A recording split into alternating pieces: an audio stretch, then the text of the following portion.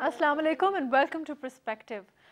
PTI has announced its CM for the KPK. There was a lot being said about Imran Khan being under pressure from various quarters within his party.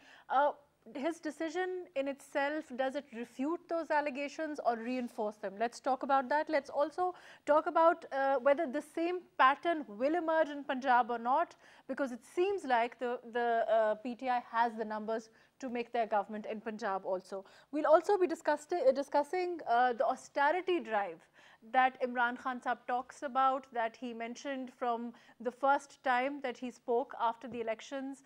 All of his, the fact that he will not be moving into the Prime Minister house. Is that practical, and how, if any, impact it will have on politics at large? Let's talk about all of that. We'll also particularly be talking about Sindh and their relevance of PTI as a party that has come up in Karachi, and whether that trend can follow in the future in Sindh also. I have with me Anisa Siddiqui Saiba, who's a Joint Secretary Sindh with the PTI. Thank you for joining us. And Irfan Siddiqui Saab, who's a Senior Journalist. Thank you for your time, Irfan Saab. Irfan Ghori Saab. Anisa, to start off with you, it seems like, Imran Khan Sahab has dealt with all the issues, all the, different allegations surrounding the issue of CM KPK, From the point go, there was a lot being said in the media, within the party. There was, I'm sure you will know better, there was a lot being said. There was this Parvez Khattak Saab, Atif Khan Saab, all of that. In your opinion, how do you see the choice? I think it's the best decision of our chairman Khan Saab. Right. And whatever decisions took place in board meetings, right, that's not any one single person's decision. It's a teamwork. And we appreciate and we encourage our chairman's decision of making Mahmood Khan as nominating him as a CM KPK. Right. So it's a best decision for the rights of KPK people. It will go better. Right, but is it a camp? Is he taking one side? As far as his party is concerned. I'm sure that you agree. There was a lot being said, like I said, with Atif Khan and Parvez Khattak Saab also. The decision that is taken, is he siding with one particular side, or is it unilateral? It's his own decision. He feels that it's a team decision. Right. Always there are so many issues when you are nominating someone, or any particular person. Of course. They are senior and you can say a founder members of PTI. Right. But our chairman has nominating Mahmood Khan, so we all appreciate this decision, and it will go in the favor of people of KPK. Right. Irfan Saab, right, that it is a decision that everybody in the PTI supports. But in your opinion, how, as far as the decision itself is concerned, the merits of it, how do you see it as a journalist? Thank you, Mahrukh. One thing is very clear, that Imran Khan has chosen somebody who was a very low key. Right. I mean, there were so many other people from KPK, and many of them, as has been reported, that they were lobbying for that. Right. And nobody was thinking that he will be choosing somebody from Swat who had been a very low key. He was a minister, I mean, a sports minister in the previous cabinet, but still he was a low key person. This seems that on one hand, Imran Khan has tackled within the party, I mean, the lobbies, very strong lobbies they were, and they are always in every party, not in PTI, but every party. So he has tackled it. Now we would have to see how a person who has very little experience of management, because managing a province, it's a very tough job. So in that context, we would have to see. But as far as a nomination is concerned, he's a new person, new face, and this is what is required in our politics, that we give opportunities to the new people. Because I mean, Parvez Khattak Saab, he had been minister in the past, chief minister as well, and he had been in politics for a long time. But to be fair to him, Irfan Saab, he did deliver the votes in KPK. When it comes to the number of votes, I mean, this time PTI has even doubled its votes in KPK. But that But vote is it is true that a lot of credit, PTI's vote. That is not the personal vote of anybody. So then the credit of delivering the province, so to speak, 2/3 majority, people, you know, Imran Khan doesn't see it as going to Parvez Khattak. He sees it as, you know, the party, like you're saying, it's the party's vote bank and not really indicative of the performance of Parvez Khattak Saab as the leader of the province in the last 5 years. It's always teamwork, and I think it's a good thing that when it comes to the political parties, we go beyond the personalities, that if one person is there and he should be there for all the life. Do you think That is what we had continue? been seeing in our political discourse, that we have evolved the system of, I mean, the families ruling, you know, I mean, and if it is a decision where a person who is, he was not little known person. Do you think this trend will continue? I mean, there are some rumors that, you know, the Chief Minister of Punjab will also be somebody young, somebody who's relatively low-key. I can see Anisa Saiba, you know, nodding her head. Do you have any reports that you can share with us? Our chairman Imran Khan Saab has decided that this time a young and energetic person who has never accused in any crime, and he might be an honest person, will be the CM of Punjab, inshallah. Soon name will be announced within a couple of days, inshallah. Right. We've also been joined by Ali Muhammad Khan Saab from the PTI. Let's ask him. Ali Saab, in your opinion, how do you know, the nomination of the CM of Punjab, we're talking about it, we're discussing whether he will also be in the same vein as, you know, the CM of the KPK, a relatively young, a low-key person. Is that likely? Bismillah ar-Rahman ar-Rahim. Allahumma salli wa sallim wa barik ala Sayyidina Muhammad Rasulullah. First of all, I would like to thank you for giving me the opportunity, and I would also like to thank Allah the Almighty, who has given me this opportunity for the second time to represent this nation which is full of so many and talented people. This nation which has got great promise, which has got great fortune, great future, inshallah. I'm thankful to Allah that He has given me the opportunity to come back to the Parliament again. You don't know when you're young. You don't know what you are going to do in the future when you get old. We were supposed to be doing engineering and law and different things. Allah had destined us to make Pakistan the nation which was supposed to be made 70 years ago.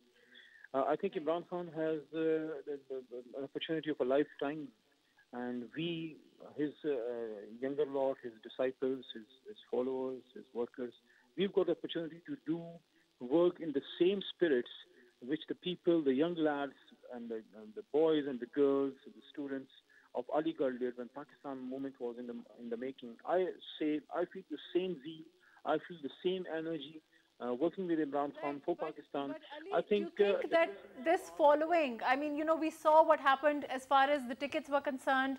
You know, a lot of electables were brought in to the PTI as far as, you know, elections were concerned. But from this point on, do you think that as far as the key appointments are concerned, that Imran Khan Saab and the PTI will follow perhaps a pattern of bringing in a more young, dynamic, relatively low-key people? Well, not necessarily low-key people, or I would not say that that necessarily it should be a very young person. I think it's totally upon merit. He may be a young lad, he may be a bit older person, the person may be a person like Dr. Yasmin Rashid. I'm not naming any person, but maybe a female, it may be a male. It's not a chauvinistic party in which the key positions are to be held only by male. It's only merit which counts in PTI. I hope it stays like this. As far as I know, as far as I have information, I think Imran Khan is going for a person who should have a clean record, who should not have a backlog of corruption, God forbid, or bad name. And you think, therefore, names like Aleem Khan Saab have been sidelined? Well, I will not comment on that. I think Aleem Khan, he has been unnecessarily, his name has been tarnished. I've been repeatedly saying this, that I'm not a lawyer of Aleem Khan, but he's my colleague, and I've been consistently, this is in my line, that he has been doing his business in Punjab, which has consistently been ruled by PMLN, and Aleem Khan has been a very fierce competitor against the Sharifs. If he had any corruption or any bad deeds, what was stopping the Sharifs to get hold of Aleem Khan? I think working in such a hostile environment, I think he has to be given credit. He has stood firm with Imran Khan for the last many, many years. Now it's upon Imran Khan to choose anyone. It may be Aleem Khan, it may be Hamad Azhar, it may be anyone, it may be Dr. Yasmin Rashid. I think the final buck stops where the captain sits. Right. Ali, I hope that you will stay with us. We will come back to you shortly. I want to go on to my guests in the studio. Right, Irfan Saab, as far as Ali is concerned, he's saying that, it really is just about the merit, and that's what the PTI and Imran Khan Saab wants to focus on. Regardless of that, in your opinion, certainly, names like Aleem Khan, like I said, have been dropped. It seems like they've been dropped, we don't know, but they have definitely been sidelined. Because, there was such a lot of, baggage, I would say, as far as his name was concerned, that he actually had to come out and refute those allegations. So you have to agree on that, right? Yeah, it's actually, I think this is what the people expect from Imran Khan. Right. When you talk about, Naya Pakistan. Right. So this is what the people expect. So I think there has to be new faces. The person who has impeccable, relatively, clean reputation. Right. And if he's if he's also, maybe he's not that experienced, but still he's got the merit. Right. And that is why you have seen that was the reason, that was the call on which the people voted to PTI. Last elections they got 7.6 million votes. This time almost 17 million, which is more than 130% increase. Right. And similarly in the province where they govern, their vote number has, irrespective, seats is another game, but the thing is that their vote bank has increased. So this is, and you have seen that most of it is the younger lot. If you go by the statistics and you see that PMLN, relatively their vote bank has relatively declined. People's Party stagnant, but PTI, so that means that the newer voters, they are going towards PTI and they have the same expectations. Right, right. Before the elections, when Imran Khan was accepting the electables, at that time their argument was that to come to power, they need those people. They don't know. Right. But when it comes to governance, but to then build it is Naya not. Pakistan, they need Naya people. That's what you're saying. Yeah, right. Let me. I want to take Ali Muhammad Khan Saab's quick comments, and then I'll come back to you, Anisa. Ali, what about Fawad Chaudhry Saab? Can you comment whether he is still being considered, or is he dropped out from? Has he dropped out from the race of the CM also? Ali, can you hear us? I think we've lost contact. I think you can't say that he has been dropped out, right. Since Imran Khan has not made the final announcement, formal right. announcement. Anisa, can you comment on it? I think it's party decision, but I don't think so. Then Fawad Chaudhry will be considered for this. And as far as my opinion is concerned, right. I must say that our chairman think for the new faces, right. energetic young people who joined PTI just because the vision of Imran Khan. We joined PTI just because the vision of our chairman. And new people are here. They must given a chance by our leadership. Right, but that to may prove, be true, to Anisa, prove their struggles. Of course, but because they are grassroots level workers. Right. They work, they know the strategy and the circumstances and scenario and all the things concerned with the area, with the mind of people. Right. So new people must have to be given the chances. Right, and I think that everybody understands, the importance of giving new people the chance. But as far as your electables are concerned, those people who are now not electables but very much elected, old politicians, seasoned politicians, there are certain expectations here. You know, is PTI in a position to, you know, downright refuse these people? I'm sure that they are expecting things. They won't refuse them because our chairman already decided, and he delivered in his speeches many times, that we need the people, Right. elected people who know the engineering Right. of elections, Right. who know Right. actual how to be in this system.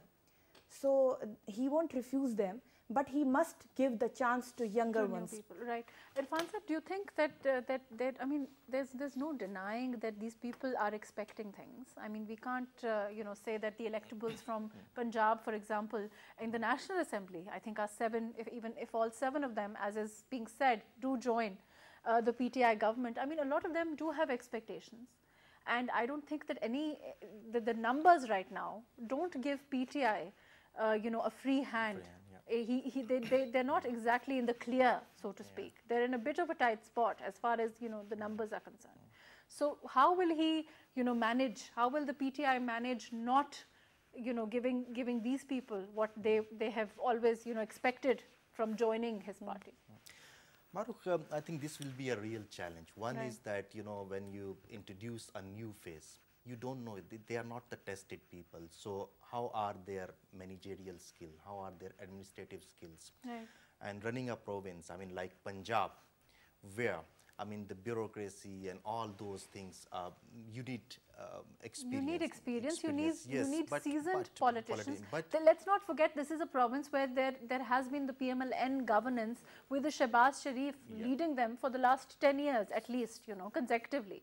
So we have to, and much before that also, you know, if we look at the intervals, if we minus the intervals. So then, you know, the new government is coming in. That will, of course, that will be challenge, and that challenge has to be taken by whoever is nominated. I mean, if it's a new face, even if I mean, if not the low-key person, even those, I mean, that the persons you have mentioned, like Fawad Chaudhary or Aleem Khan, or those, they have never been, I mean, in such positions. So they are also inexperienced. So giving a chance to somebody, very low-key person, and having expectations with him, that's test of their, I mean, abilities as well. And the PMLN, But at I the mean, same it time, had, if we look at, you know, just the numbers, the PMLN did, I mean, could have made government in Punjab. But, you know, of course, if you look at the independents joining and all of that, then it gives the PTI a slight edge. And I think for the PMLN to choose to sit this one out, also, they will be a very strong opposition.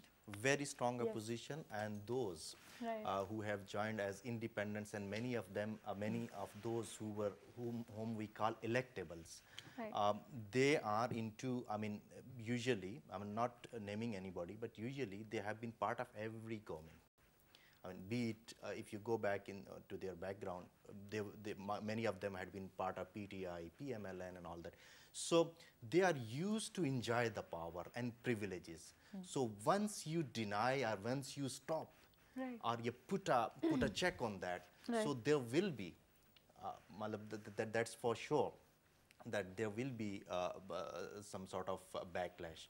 But this is what the PTI has to deal with now, because if they nominate anybody who has been, you know, non-face, or who has been, you know, serving in different governments, then all that ideology and all that philosophy that Imran Khan had been propagating, and because of which he had been given opportunity, that would be nowhere. So that means, and the other thing was, that very important thing is that we had been having two-party system. Almost it was developing, and emergence of a third party. That is not a, I mean, it's something, you know, I mean, very significant. It's not an easy thing to make inroads when you have established political parties there. So in that context, one is that the test of these people who will be nominated. Number two, dealing with all those electables and all those independents. And number three, I mean, the coalition partners. In Punjab, you have PMLQ, and maybe some other smaller groups. In center, you have many. I mean, some parties have just one vote, but their one vote matters when you have, I mean, you don't have majority of your own. So, and that is the reason that it will not be an easy ride for PTI. And on the opposition benches, the very experienced people who had been in coming to the assembly since 80s and 90s, they would be there and they would be giving them very tough time. Right. Anisa, let's come to Sindh. As far as Karachi is concerned, Irfan Saab mentioned emergence of a third party. We saw that happen in Karachi. But Sindh itself remains very much, a PPP province. The last government also. In your opinion, do you think that they are ready for a third or a second party like the PTI to emerge? They are not ready. They're not ready. That's why elections in Sindh planned, we can say. And the people of Sindh are suffering too much. Think about it, natural resources of Sindh. Right. And people of Sindh are still deprived. Right. People of Sindh deprived from their actual rights. Means they are totally, ruined. They don't have jobs. They don't have common, there are so many issues, common issues we can discuss here. Right. Elections in Sindh, as per the PP government, and they will never give up the province. So, but you're saying that they will never give up the province. Do you think it's about people? I mean, we never thought that we would see a third party. It's not as it wasn't something that was expected, but it has happened all over Pakistan. People expectations this time was with PTI. Right. We worked in Sindh from Karachi to Kashmir. Did a lot of memberships. Right. Anisa, I will come back to you. Yes. We have Senator Rubina Khalid Saiba from the PPP. I want to ask her. Senator Saiba, in your opinion, like I said, is Sindh ready? I mean, it is very much a PPP province. Even if we look at the elections of 2018, do you think that, of course, the overall condition of Sindh, as far as, Anisa Saiba is also saying, the PTI strongly feels about that, but we haven't seen them, the people think so, if we look at the votes are concerned. Why is that? Do you think that it is because the performance of the PPP has really been, exemplary? Well, I really did not hear the other side of the conversation, so I really cannot comment on as what was said, and I can't counter what she said. But as you say, the results, if they think, the PTI, if they think that they got votes in KP for performance, then naturally then you have to put the same formula in Sindh as well. Right. So you can't, pick and choose and say because we performed well, so we got votes. They didn't perform well, but they got votes for some other way. This has to be balanced, whatever statements you are giving. But as far as I think that the Pakistan People's Party did fairly well in other provinces as well.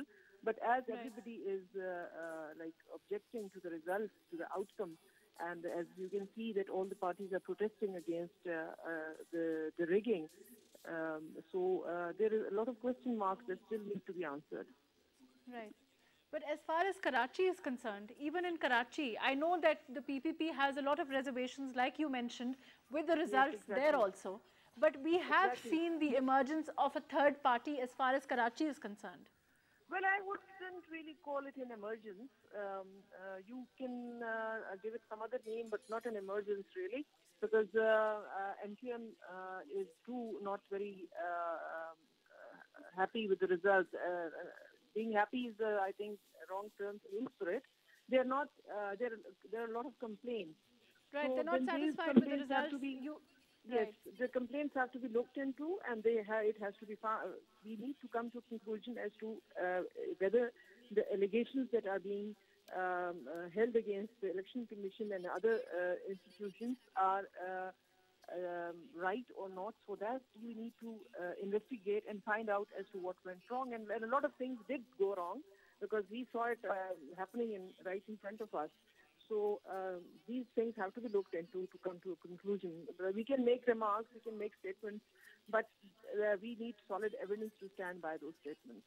Do you think that something will come out of the protests about, against rigging? Do you think that there will be an action against this? Do you think that this will lead to the election commission being strengthened, or will the repeat process happen in the next elections also? Well, the election commission was strengthened as much as we could strengthen it, but the strength has to come from within the institution. If the institution cannot find the strength within itself, no matter how much powers you give them, how much funds they have there at their disposal, so they cannot come up with the results unless and until they are completely independent and completely not under anybody's orders. But do you think that the measures that the political parties are taking together towards, refuting these, accepting them but with reservations as far as the results are concerned, saying that there has been large-scale rigging, protesting, will yield something, to the betterment so that this doesn't happen in the next election? The rigging allegations are coming up with solid proofs, so we do need to look into it and see as to what the parties are saying. Because if we do not do that and we do not find the loopholes, because this time you see the Form 45, majority of the parties, and I think even PTI is complaining that they did not get them, the polling agents. Right. But Rubina Sahiba, even in the last elections, there was a lot of, there was a lot being said as far as rigging was concerned. Overall, the elections were concerned, but nothing seems to have happened. What measures can be taken this time so that we don't have a repeat in the next elections? The right to protest is the right of any individual or party. But you see, last time even Pakistan People's Party did protest, but it went into the parliament, and this time we have also convinced other parties, because they did not want to go into the parliament. They wanted to do resignations and not to take oath, but we convinced them that we have to fight the battle inside the parliament as well as outside the parliament. Right. Rubina Sahiba, thank you, but please stay with us. I want to go to our guests in the studio. Irfan Saab, as far as Rubina Sahiba is concerned, she's saying that, we are protesting and it has to come from both in and outside parliament. But do you think this will lead to results so that this doesn't happen in the next elections? That's my main concern right now. Mahrukh, or this will continue, that every time we have the elections, there will be reservations, and the person that loses will be saying it more than the person that wins, but overall everybody will be saying it, and then the repeat performance will happen. Mahrukh, I'll compliment People's Party for its decision to come to the parliament, because that was a very crucial time when some parties, Maulana Fazlur Rahman Saab, who heads MMA, they are a stakeholder. Right. So they had announced that they might not be part of parliament. Similarly, PMLN seemed to be double-minded. If not, they were not very clear, but it was People's Party at that time when they announced publicly that we will go in the parliament and we will take part in that. Before going to your question, you were asking why People's Party had this, they continue to dominate in Sindh's politics. Right. One reason is that in Sindh, interior Sindh, Madam belongs to that province, but it's a fact that over there, it's the election is between the electables, and and those electables, most of them, they are still with People's Party. Right. And Zardari Saab, tactfully or whatever you say, he managed that all of them or most of them, they side with him. So that is the reason that GDA, who had informal alliance with PTI, they couldn't get seats.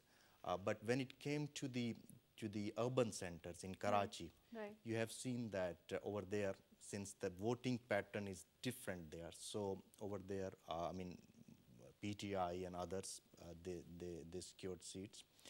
MQM factor. So the situation, so as far as the interior Sindh is concerned, which is a large chunk of Sindh, yes, then, I want to ask Anisa, then things will not change there. I must say one thing. Right. Some born great, some achieve greatness, and some have greatness thrust upon them. Right. So that's the situation we are suffering. Right. Who has greatness thrust upon them? Everybody knows. I Right. think this is a most appropriate answer for your question. And this thing is impossible in Pakistan. Totally, I'm disagreed. But Anisa, you are part of a political party from an area where you're saying, you know, essentially from what I gather, you're saying that there really is no hope. People of my No hope, constituency, man. people of my constituency, people of my area, people of Sindh are suffering from since long. But they don't want to have anybody else. Because Why are they I'm choosing saying to now, suffer? This priority is making thirst upon them. Means they have a priority that People's Party is the only solution of our problems. Right.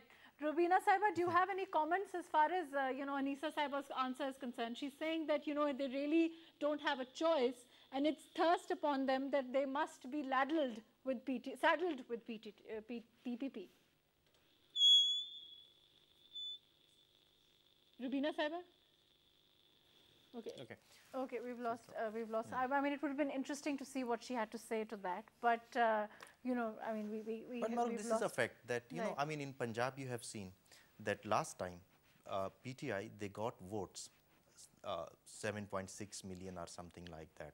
76 lakh vote is a good number of votes. Right. But when it came to the number of seats, proportionate to the votes, they were very less. The reason was that election is a science where, I mean, the electables, they know how to transform those votes into seats.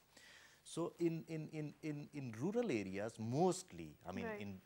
if you go in South Punjab, even I mean, Central Punjab as well, you need Right. electables. And this time, PTI managed to have those electables. But in Sindh, People's Party, they had already, I mean, even 6 months before the elections, they were very sure. Irfan Saab, you are saying that, you know, really it's, you know, if you don't have electables, you can't win elections in Pakistan. That is essentially what you're saying, right? This is what has been the pattern, you know, over Right. the years. That is Right. what has emerged. But PTI, when it comes to, you know, I mean, the ideological vote or change of vote, there are many factors, you know. And in your urban areas, it is very easy for the people to decide by themselves. I mean, we have seen in families that if there are 4 votes in a family, Right, they 4 everybody's divided. have You're right, divided. you're And right. but in rural areas, the politics of rural areas is much different. It is the groupings. But And Anisa And Saiba, when politics will of Sindh is totally totally- changed and difficult. At the same time, we are facing, you know, nationalists, PSP, MQM, PPP, and how we are doing politics and living and surviving in hardcore areas of PPP. We know much better the psyche of the residents. But this is, you know, simply hopeless for the people of Sindh. But If this why- situation continues and You're saying that it's hopeless for the people of Sindh. You're saying that regardless of what the situation is, there's scarcity of, you know, normal, you know, their basic necessities as far as the people are concerned, but they will still continue to vote for who they vote for, which is essentially very much a PPP province as far as interior Sindh is concerned. Yes. And yet you have chosen to be part of PTI. yes, because we want a real change in Sindh too. Right. And inshallah, Right. Imran Khan Right. will deliver Right. not only the people of Pakistan, but this impression will come to the people of Sindh too. If representatives of Sindh Right. would be taken to the parliament and their representation will be properly given, then change should come in Sindh too. Right. Let's hope that happens. Let's hope for the Saab- best. Right. Irfan Saab, as far as, you know, representatives of Sindh is concerned, let's look at the representatives of Sindh that will come to the parliament this time. Zardari Saab will be there, Bilawal Bhutto will be there. If we look at this election, you know, the notable representatives of Sindh, do you think that there will be, you know, a lot of, and as far as Punjab is concerned, Shehbaz Sharif Saab will be there. There will be, you know, a lot of serious, like I said, you know, the opposition will be very strong as far as the PTI's, you know, being, you know, as these people is concerned. Do you think that it will make a difference to their areas as well? Do you think it will make a difference to, you know, of course, Zardari Sahab was the president and Bilawal Bhutto, you know, certainly the Bhuttos were very much a stakeholder of this country, I would say. But do you think there will be a change? One thing is for sure that that this time, I mean, after 2002, we would be having a very strong opposition. So, in which I mean, Zardari Sahab would be part of that. Bilawal would be the first time. I mean, we would be seeing him in Parliament and how he leads his party. And a lot of people have been very impressed with Bilawal Bhutto's politics, the way that he conducted himself during these elections. As far as his, you know, his politics is concerned, that really came out during his campaigning this time.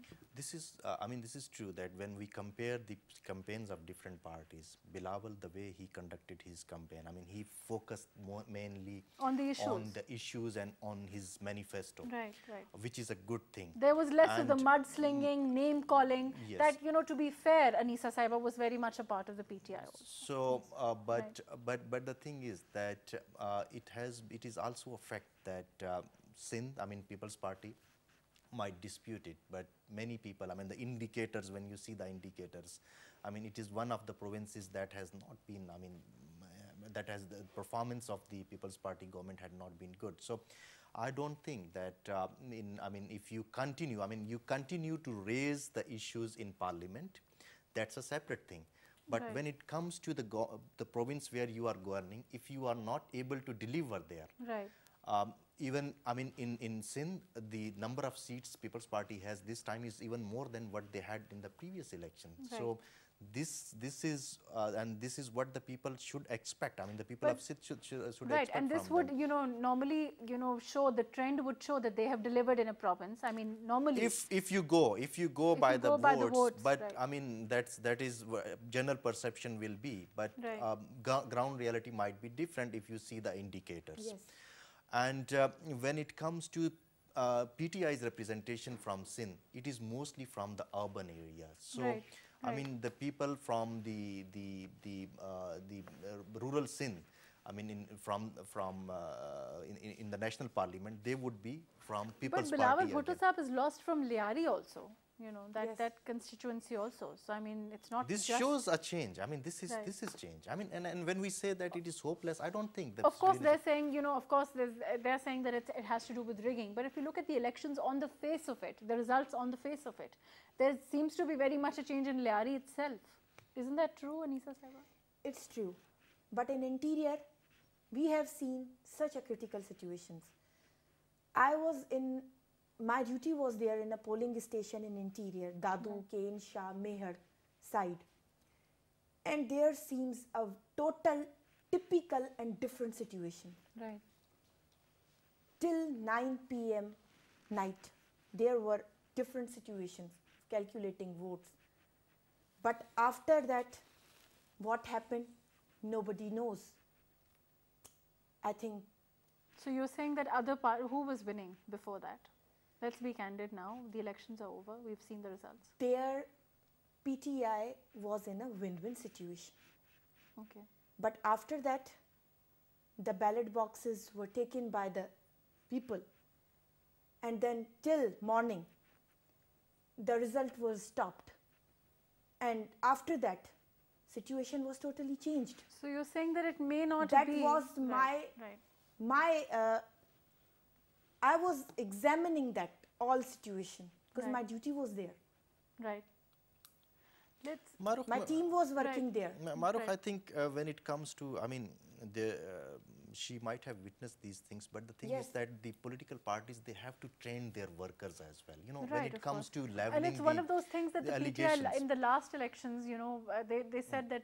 I think that this was a fact that was openly admitted, that they have to learn how to manage the elections on that day. On that day, and the other thing is that they should be aware of their rights as representatives of those parties, like Form 45, which now the political parties are saying that has not been given. This was their right. They should have. See, again and again, court is giving orders of calculating the votes. Why? But now there is something wrong.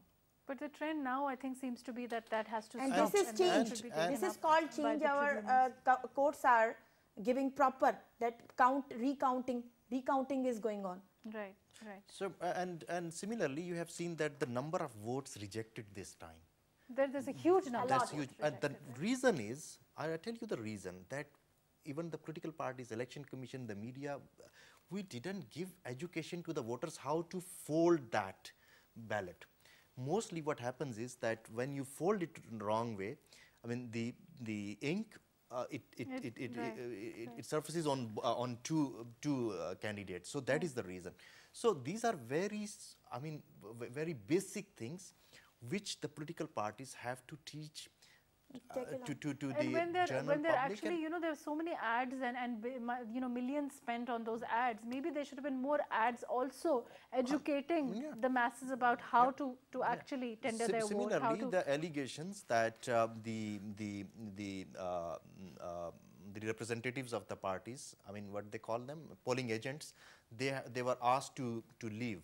The law says that at the time of counting, there will be one representative from one political party. So in a polling station, there were 3, 4, 5 booths. Right. So rest of them had to leave. I mean, and this is something which, I mean, the political parties, they have to tell to their, and when it comes to the counting process, aside from that RTS system, the conventional, that is a separate debate. We can have a program on it. I know, I mean, that Madam Legislator, she had left, but one reason was that they put it in the law. They made it mandatory before testing it. And it was bound to fail because, you know, election was such a huge exercise. And perhaps even after, you know, we should have had the election commission or whoever was responsible take responsibility for it, instead of just saying that, you know, really it wasn't that important and, you know, otherwise even we managed. And I tell you that even when they were installing those RTS system in the phones of the presiding officers, many of them, they complained that it is not being properly working. I mean, we had printed a story that on 21st of July and then 22nd, there were many presiding officers who wrote to the election commission and to NADRA that this this system is not going to. So they should have made it clear that if we are going to test it, because it is part of law, but we have a separate system which is the conventional system that is in place. So that would have cleared the situation. But the way election commission, I mean, they didn't, when it started malfunctioning, they closed it. And then afterwards also they seemed, like I said, you know, they didn't take responsibility. They said that, you know, otherwise we managed and it was all right, and it wasn't, you know, there was no, nobody came on TV, nobody addressed people, you know, people who, you know, obviously wanted their votes to be counted, and nobody came out and said, well, look, you know, this that is means what the happened. will of peoples have ignored badly. Right. That was the will of people, na? Vote is a will of people, and that is ignored. In Sindh especially. Right. Unfortunately, that's all the time that we have. Thank you for joining us, Anisa Siddiqui Saiba. Thank you for being with us. Irfan Ghauri Sahab, always a pleasure. Thank you for joining us. As far as, you know, as far as the elections are concerned, certainly perhaps it's time to close that chapter. But for the lessons to be learned for the next elections, we must remember that institutions must take responsibility and must own up to the failures that led to most of the political parties saying that the elections of 2018 were largely rigged, so that we can learn from them and the repeat performance does not happen in the next elections. Let's hope that happens. Let's hope that we learn from our past mistakes. Thank you for joining us today on Perspective.